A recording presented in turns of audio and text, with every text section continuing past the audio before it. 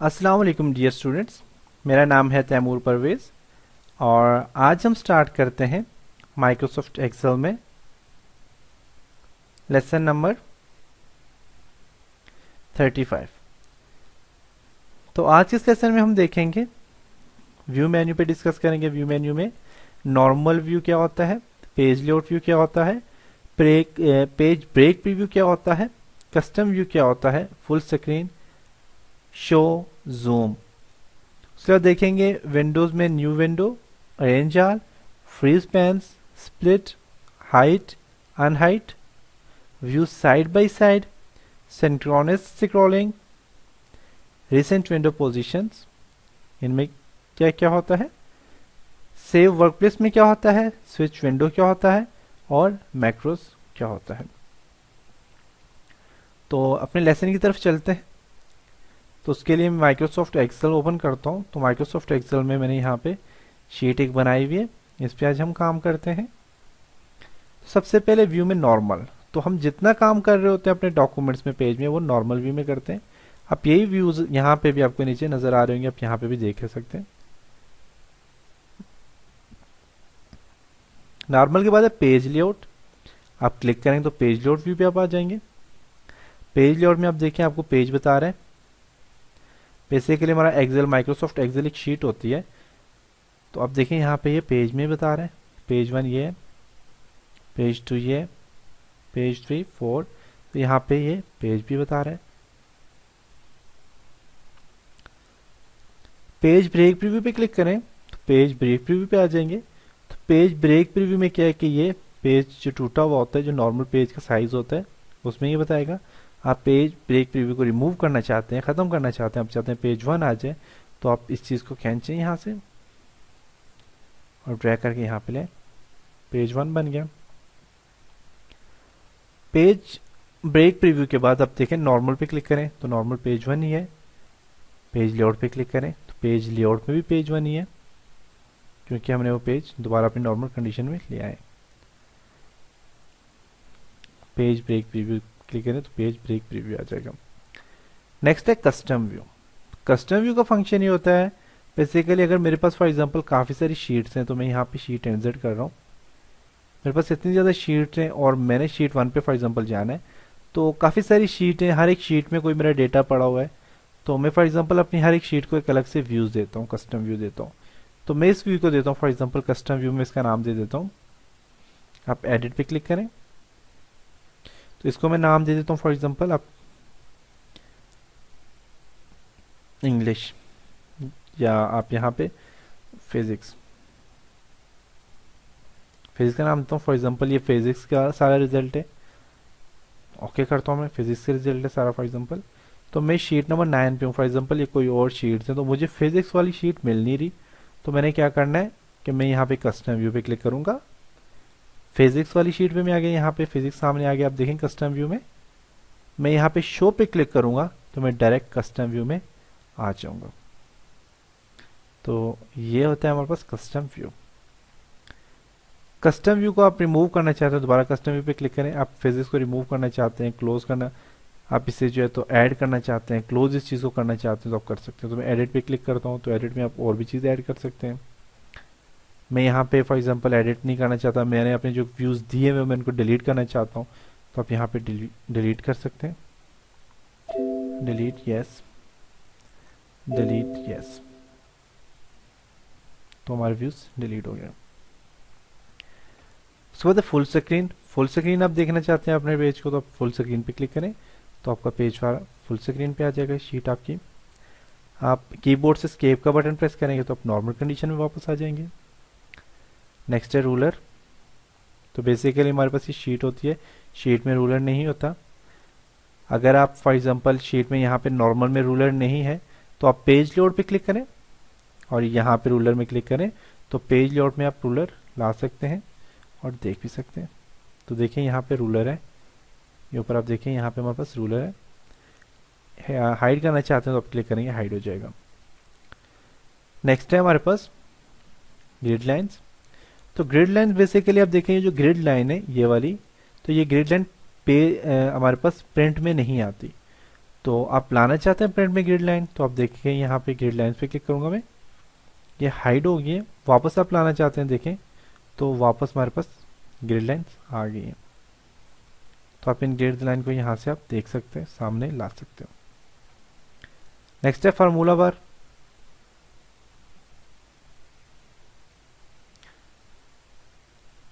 Formula बार पे मैं click करता हूँ तो फार्मूला बार हाइड हो जाएगा, आप देखें।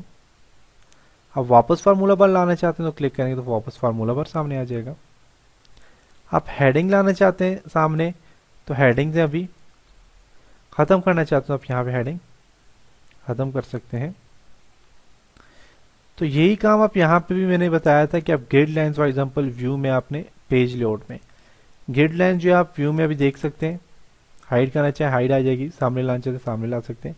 और अगर यही ग्रिड लाइन आप प्रिंट में लाना चाहते हैं या प्रिंट में लाना चाहते हैं, देखना चाहते हैं, आप यहाँ पे क्लिक करेंगे तो आपकी ग्रिड लाइन्स प्रिंट प्रीव्यू में और प्रिंट में भी निकलना शुरू हो जाएंगी। तो आप पेज लेआउट को के ट्यूटोरियल्स भी देखें तो उनमें भी सारी चीज़ें मैंने एक्सप्लेन की है।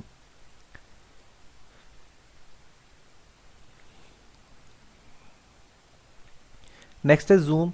जूमिंग पे क्लिक करें आप, अपने पेज को जितना आप जूम करना चाहते हैं आप क्लिक करेंगे। आप देखिए अपने पेज को आप 200 पे जूमिंग देना चाहते हैं तो 200 की जूमिंग पे आ गया।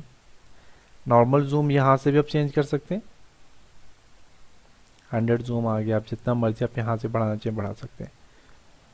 और अगर आपका जूम फॉर एग्जांपल यहाँ पे बहुत ज़्यादा जूमिंग आ गया, आप नॉर्मल जूमिंग साइज पे जाना चाहते हो तो आप 100 पे यहाँ पे क्लिक करेंगे तो आप नॉर्मल पोजीशन में आ जाएंगे। देखिए अपने डिफॉल्ट पेज पे आप आ जाएंगे। नेक्स्ट है जूम टू सिलेक्शन। तो मैंने फॉर एग्जांपल यहाँ से कुछ एरिया ये वाला सिलेक्ट किया हुआ है, इसको जूम करना चाहता हूँ मैं, क्लिक करूंगा तो मेरा वो सिलेक्शन वाला एरिया जूम हो जाएगा।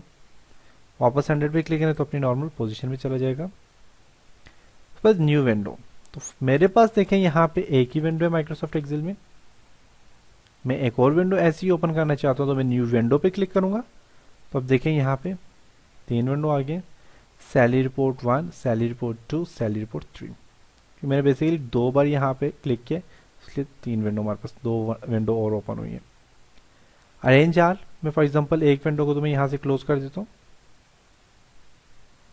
2 विंडो रहेगी मेरे पास। अरेंज आल पे मैं क्लिक करता हूँ तो मेरी दोनों विंडो जो है हॉरिजेंटल पे आप क्लिक करें तो हॉरिजेंटली हमारे पास देखें विंडो अरेंज होंगी दोनों। आप देख सकते हैं सैलरी रिपोर्ट और दोनों एक साथ अरेंज भी हो गई है। नेक्स्ट है अरेंज आल में आप देखें टाइल पे क्लिक करते हैं, टाइल आ जाएंगी, देख सकते हैं आप। हॉरिजेंटल करना चाहें हॉरिजेंटल आ जाएंगे, वर्टिकल करेंगे वर्टिकल आ जाएंगे। नेक्स्ट है फ्रीज पैन। तो फ्रीज पैन बेसिकली विंडो को मैं यहां से इसको बढ़ा देता हूं। फ्रीज पैन का फंक्शन ये होता है कि मैं चाहता हूं मेरा कुछ एरिया फ्रीज हो जाए और बाकी जब स्क्रॉलिंग करो तो बाकी एरिया मूव हो। तो आप उसके लिए फ्रीज पैन यूज करें। फ्रीज पैन पे क्लिक करेंगे तो यहाँ पे आप देखें तो मेरा 18 तक जो रोज है वो फ्रीज हो गया, उससे नीचे फ्रीज नहीं है। तो मैं यहाँ से मूव कर रहा हूँ तो रोज और मूव हो रही है।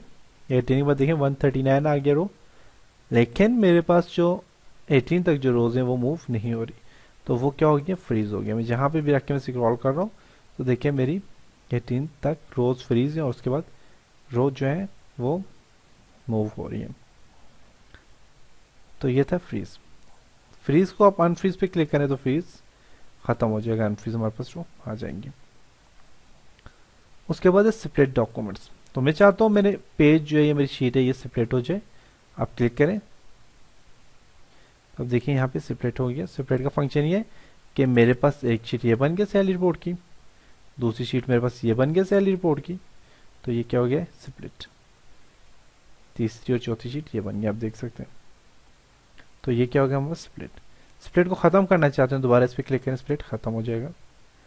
मैं शीट 2 है मेरे पास, मैं सैलरी रिपोर्ट 1 है तो मैं इसे हाइड करना चाहता हूँ तो मैं यहाँ से इसे हाइड भी कर सकता हूँ।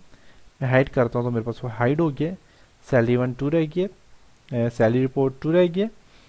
और मैं अगर इसे अनहाइड पे क्लिक करूंगा तो सैलरी रिपोर्ट 1 जो मैंने हाइड की थी वो भी मैं वापस ला सकता हूँ।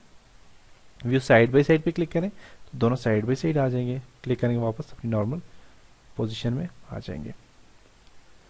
उसके बाद सेव वर्कस्पेस। सेव वर्कस्पेस का फंक्शन ये है कि अगर फॉर एग्जांपल मेरे पास काफ़ी सारी शीट या काफ़ी सारे डॉक्यूमेंट्स हैं, मैं यहाँ पे काफ़ी सारी शीट्स ओपन करता हूँ। सैलरी रिपोर्ट के अलावा मैं यहाँ से ओपन करता हूँ फॉर एग्जांपल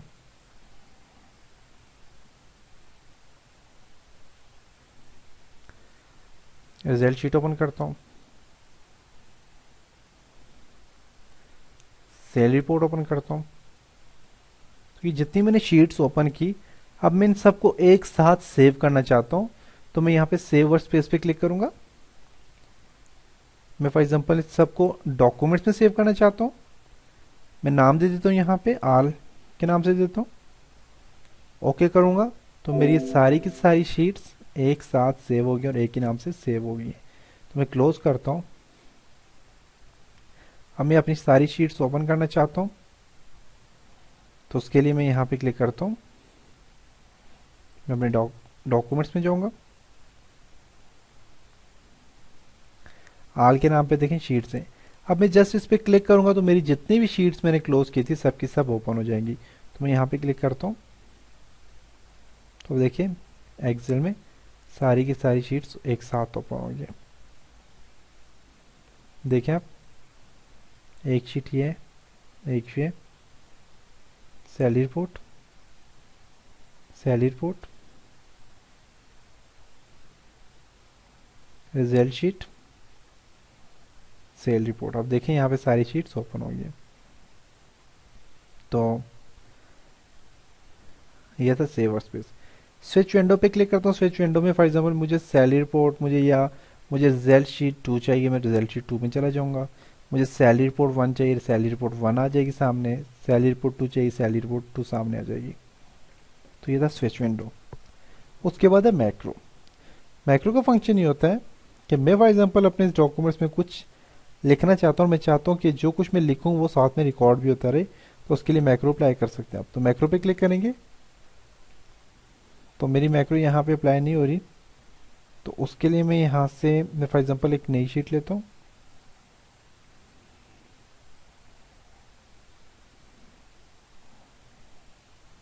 क्रिएट,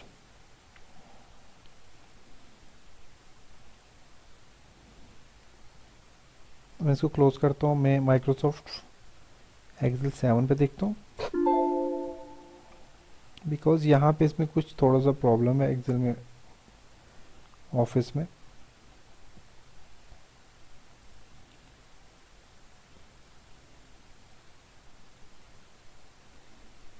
यहाँ मैक्रो अप्लाई होगी, मैक्रो पे क्लिक करता हूँ। देखिए मैक्रो का फंक्शन ये है कि मैं यहाँ पे जो कुछ लिखूंगा मैं चाहता हूँ वो साथ साथ रिकॉर्ड होता रहे, तो उसके लिए आप मैक्रो अप्लाई कर सकते हो। तो मैक्रो के लिए मैं फॉर एग्जांपल यहाँ मैक्रो, और मैं यहाँ पे व्यू मैक्रो की जगह मैं यहाँ पे रिकॉर्ड मैक्रो पे क्लिक करूंगा। नाम देता हूँ यहाँ पे मैक्रो का, मैं फॉर एग्जांपल मैक्रो में नाम देता हूँ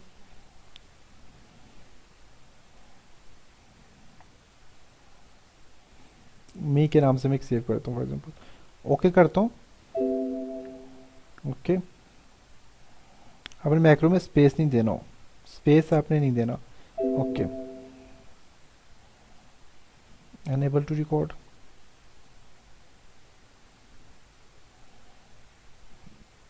मैक्रो 2 के नाम से मैं सेव करता हूँ। ओके, अब यहाँ पे देखें जो कुछ भी मैं लिखूंगा, फॉर एग्जांपल मैं कुछ लिख रहा हूँ, कोई भी डेटा बना रहा हूँ, कोई शीट बना रहा हूँ, तो यहाँ पे ये सेव हो रही है।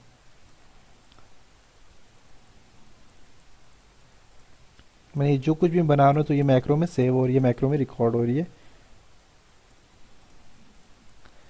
ठीक है, अब मैं चाहता हूँ कि अब मैं से स्टॉप मैक्रो पे क्लिक करूँगा, मैक्रो स्टॉप मैक्रो, ये स्टॉप रिकॉर्डिंग पे क्लिक किया मैंने, और मैं चाहता हूँ यही जो कुछ मैंने काम किया वो शीट 3 में सामने आ जाए।